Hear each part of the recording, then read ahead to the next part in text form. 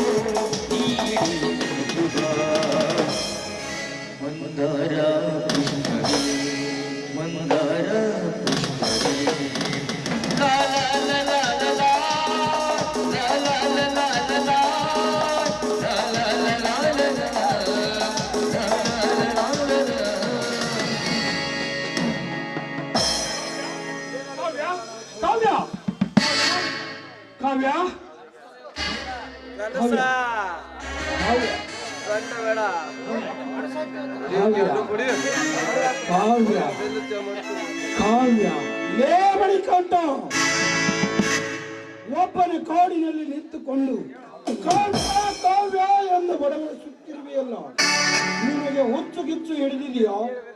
Urgent ಆಗಿ ಬರ್ಬೇಕಂತ ನಮಗೆ ಫೋನ್ ಮಾಡಿದಿಲ್ಲ. ಯಾವ ಕಾರಣಕ್ಕಾಗಿ ನಮ್ಮನ್ನು ಕರೆಸಿರಿ? ಕಾರಣವಿಲ್ಲದೆ ನಿಮ್ಮಿಬ್ಬರನ್ನು ಇಲ್ಲಿಗೆ ಕರೆಸಿಕೊಂಡಿಲ್ಲ. ಮಿಸ್ಟರ್ ವಿಷಕಂಠ, ಮಿಸ್ಟರ್ ನೀಲಕಂಠ, ಕಾರಣವಿದೆ.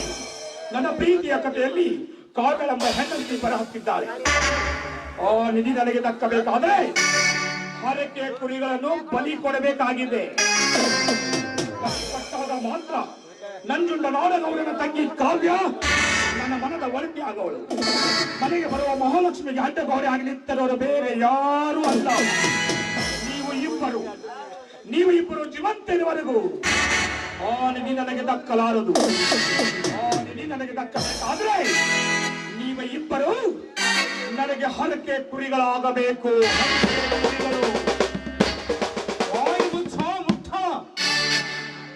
ನೀನು ಕಾವ್ಯವನ್ನು ಮದುವೆಯಾಗಲು ನಮ್ಮ ಅಭ್ಯಂತರವೇ ಇಲ್ಲ. ನೀನು ನಮ್ಮೊಂದಿಗೆ ಕೂಡಿ ಸಂಸಾರ ಮಾಡುವ ಇಚ್ಛೆ ಇಲ್ಲದಿದ್ದರೆ ನಾಳೆ ನಿನ್ನ ಪಾಲಿಗೆ ಬರುವ ಆಸ್ತಿ ಇವತ್ತೇ ತೆಗೆದುಕೊಂಡು ಬಿಡು. ನಿನ್ನ ದಾರಿ ನಿನಗೆ, ನಮ್ಮ ದಾರಿ ನಮಗೆ. ವೈರಿಗಳ ಮಾತು ಕೇಳಿ ಹಾಳಾಗಿ ಹೋಗು ಅಂತಾರೆ. ಮಣಿಕಂಠ, ನೀನು ಯಾರ ಮಾತು ಕೇಳಿ ಮಾತನಾಡುತ್ತಿರುವಿ ಎಂಬುದು ನನಗೆ ಚೆನ್ನಾಗಿ. ಕಾವ್ಯಳೆಂಬ ಹೆಣ್ಣಿನ ಪ್ರೇಮದ ಹುಚ್ಚನ್ನು ಹಚ್ಚಿ ನಿನ್ನ ಹೃದಯಕ್ಕೆ ಕಿಚ್ಚನ್ನು ತುಂಬಿ ನಮ್ಮೊಂದಿಗೆ ಕಾದಾಡಲು ಕಳಿಸಿಕೊಟ್ಟವರು ಬೇರೆ ಯಾರಲ್ಲ, ಆ ಸುಮಂಗಲ ರೂಪಿಸಿದ ಸಂಚು ಇದು. ಮುಳ್ಳನ್ನು ಮುಳ್ಳಿನಿಂದಲೇ ತೆಗೆಯಬೇಕೆಂಬ ಮರ್ಮ ಅವಳದ್ದು. ನಾನು ಮತ್ತು ನೀಲಕಂಠ ಅವಳ ಗಂಡನ ಸಾವಿಗೆ ಕಾರಣಂತ ಅವಳು ಚೆನ್ನಾಗಿ ವಾಸನೆ ಕಂಡು ಹಿಡಿದಿದ್ದಾಳೆ. ನೀನು ಅವಳ ಮಾತು ನಂಬಿದ್ದೆ ಹೋದರೆ ನಿನ್ನ ಕೈಗೆ ಸಿಗುವುದು ಕಾವ್ಯ ಅಲ್ಲ, ಅವಳ ಭಾವ ಮಾತ್ರ. ನನಗೆ ಬೇಕಾಗಿರುವುದು ಅವಳ ಭಾವಚಿತ್ರ ಅಲ್ಲ, ಅವಳ ಜೀವಂತ ದೇಹವನ್ನು ಬೇಕು. ಆ ದೇಹಕ್ಕಾಗಿ ನನ್ನ ಎದುರಿಗೆ ನಿಂತಿರುವ ನಿಮ್ಮ ಇಬ್ಬರ ದೇಹವನ್ನು ಯವಲೋಕಕ್ಕೆ ಕಳಿಸಲು ಸಿದ್ಧವಾಗಿ ನಿಂತಿದ್ದೇನೆ. ನಿನ್ನ ತಲೆ ಕೆಟ್ಟಿದೆಯೋ? ಒಂದು ಹೆಣ್ಣಿಗೆ ಹೋಗಿ ಒಡ ಹುಟ್ಟಿದ ಅಣ್ಣ ತಮ್ಮರನ್ನು ಕೊಲೆ ಮಾಡುವಷ್ಟು ಮುಂದಾಗುವೆ ಆ ಮೂರ್ಖ. ಲೇ ನೀಲಕಂಠ, ನಿನ್ನ ಹತ್ತಿರ ಪಿತ್ರ ಇದ್ರೆ ತೋ ನನ್ನ ಕೈಗೆ, ಇವನನ್ನು ಮುಗಿಸಿ ಬಿಡುತ್ತೇನೆ. ಅಣ್ಣ, ಮನೆಯಲ್ಲಿ ಮರೆತು ಬಿಟ್ಟು ಬಂದಿದ್ದೇನೆ. ತಪ್ಪು ಮಾಡಿಬಿಟ್ಟೆ ಮಣಿಕಂಠ, ಚೆನ್ನಾಗಿ ವಿಚಾರ ಮಾಡು. ಒಂದು ಹೆಣ್ಣಿಗಾಗಿ ಒಡ ಹುಟ್ಟಿದವರನ್ನು ಕೊಲೆ ಮಾಡುವಷ್ಟು ಕಟುಕನಾಗಿ ಬಿಟ್ಟೆಯೋ? ಬೇಡಿದೆ ಹೆಣ್ಣಿಗಾಗಿ, ಹೊನ್ನಿಗಾಗಿ, ಮಣ್ಣಿಗಾಗಿ ಈ ಸಮಾಜದಲ್ಲಿ ಎಷ್ಟೋ ಜನರು ಕೊಲೆ ಮಾಡಿದ್ದೇವೆ ಅಂದಾಗ ಆಸ್ತಿಗಾಗಿ ಅಂತ ತಾಯಿ ತಂದೆ ಕೊಲೆ ಮಾಡೋ ತಾಯಿಗಂತ ಇದ್ದಾರೆ ಇಂದಿನ ಈ ಸಮಾಜದಲ್ಲಿ. ಹೆಣ್ಣಿಗಾಗಿ, ಹೊನ್ನಿಗಾಗಿ ನಿತ್ಯ ಈ ಸಮಾಜದಲ್ಲಿ ಎಷ್ಟೋ ಕೊಲೆಗಳಾಗು, ಅದಕ್ಕೆ ಯಾವುದು ಲೆಕ್ಕವೇ ಇಲ್ಲ ಅಂದಾಗ ನಾನು ಮೆಚ್ಚಿದ ಹೆಣ್ಣಿಗಾಗಿ ನೀವು ಇಬ್ಬರು ಸತ್ತ ಹೋದರೆ ಈ ಸಮಾಜಕ್ಕೆ ಏನು ಹಾನಿ ಇಲ್ಲ, ಏನು ಮಣಿಕಂಠ, ಹಾಳಾಗಿ ಹೋಗುವಿ. ಚೆನ್ನಾಗಿ ವಿಚಾರ ಮಾಡು. ಬೇಡ ಮಣಿಕಂಠ, ಬೇಡ.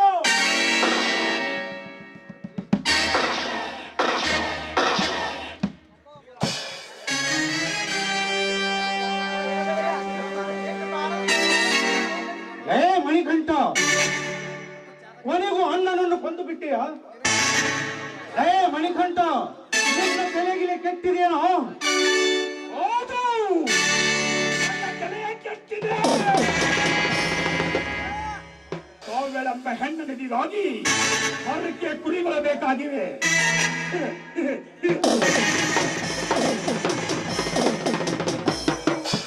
ಇನ್ನೊಂದು ಹರಕೆ ಕುರಿ ಯಾವುದಂತ ಗೊತ್ತೇ? ಅದು ನೀನು. ಮಣಿಕಂಠ, ಅಣ್ಣನನ್ನು ಕೊಂದು ಬಿಟ್ಟಿ. ಬೇಡ, ನನ್ನನ್ನು ಬಿಟ್ಟು ಬಿಡು. ಬೇಕಾದರೆ ನನ್ನ ಆಸ್ತಿ ನೀನೇ ತೆಗೆದುಕೊಂಡು ಬಿಡು.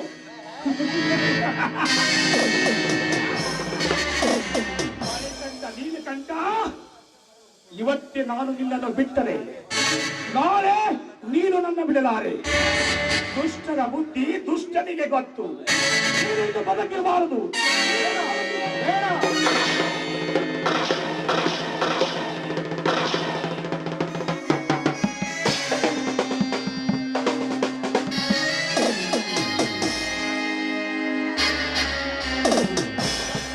ಹೀಗೆ ನನಗೆ ಯಾರು ಬೇಕು?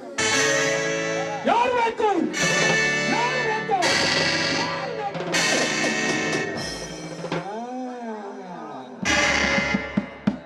ಕಾವ್ಯ, ಕಾವ್ಯ, ಕಾವ್ಯ,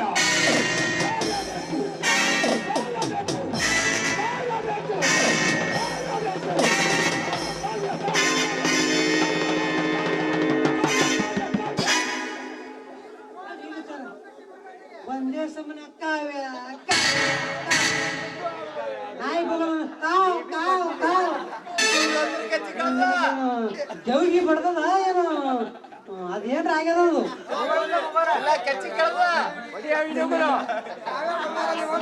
ಮಾಡಿದ್ರೆ ಬಂದ್ರು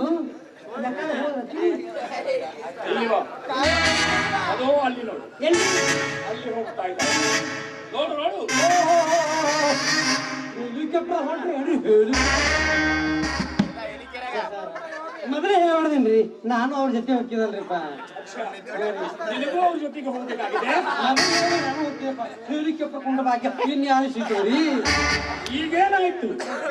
ಹೋಗುವಂತಿದ್ದಾಳೆ. ನಿನಗೂ ಕೂಡ ಕಳಿಸಿಕೊಡುತ್ತೇನೆ.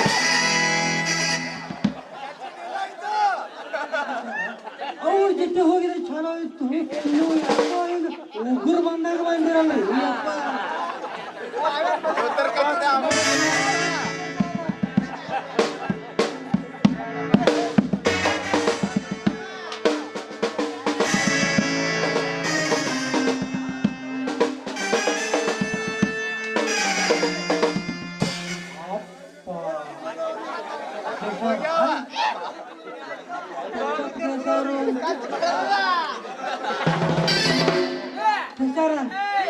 ಈ ಸುದ್ದಿನ ಯಾರ ಮುಂದೆ ಹೇಳಿ ನನಗೆ